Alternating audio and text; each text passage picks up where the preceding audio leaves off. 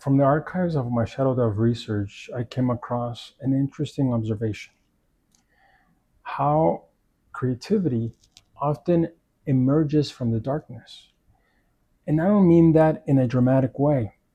I mean that sometimes the deepest ideas don't appear when life is easy. They appear when some things are quiet, when some things are uncertain, when something inside us is trying to make sense of what we don't fully understand. Because if you think about it, some of the most meaningful things we create don't usually come from comfort. They come from questions, from those moments when we struggle, from the silence, from those moments when we don't have an immediate answer. And maybe that's why darkness has always had such a strange connection to creativity. Not because darkness is good or because pain is necessary, but because darkness forces the mind to look deeper. During the day, for example, life moves quickly. There are distractions everywhere: messages, responsibilities, noise, people talking, things needed to be done on a daily basis. And in all of that movement, the mind rarely has time to descend into itself. But at night, things completely change. The world slows down, the room becomes quieter.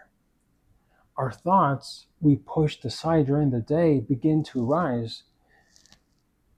And sometimes in that stillness, those ideas begin to appear. Not loudly, not always clearly, but sometimes they arrive as a feeling, sometimes as a strange image, as a sentence, or for example, a memory, a question that refuses to leave.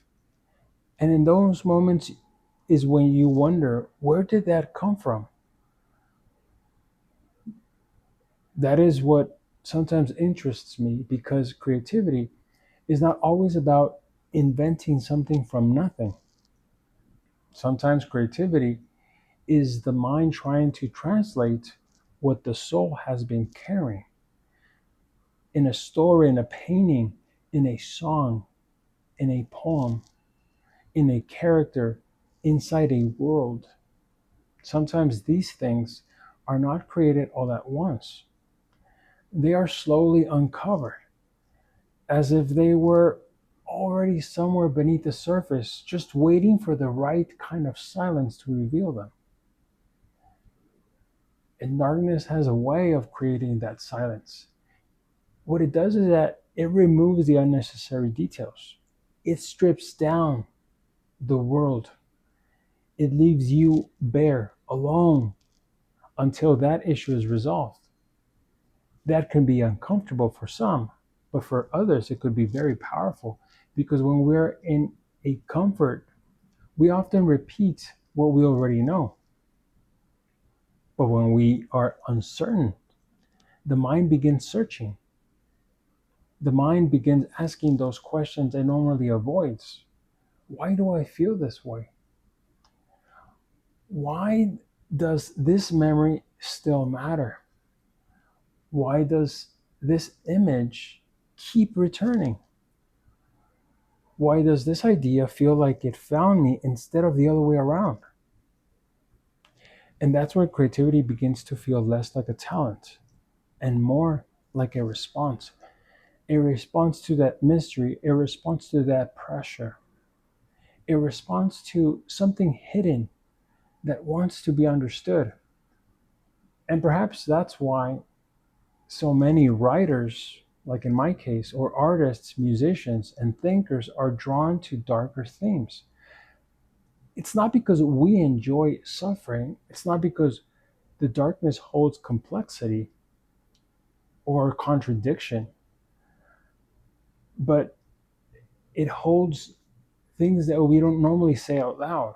For example, fear, longing, hope, memory, loss. and in some instances, transformation. And creativity, when it touches those places, it becomes more than a decoration. It becomes a sort of a exploration, a way of walking into the unknown without being completely consumed by it. That's something that I've noticed while working on writing the Shadowdelve series. The darker parts of the story are not always simply to disturb, they're there because darkness reveals what daylight sometimes hides. In that specific character, in his motive, in what's buried under that truth, in that choice that cannot be avoided. In that sense, darkness becomes a sort of pressure, and the pressure reveals a form. It shows what a person is made of. It shows what an idea is really trying to become.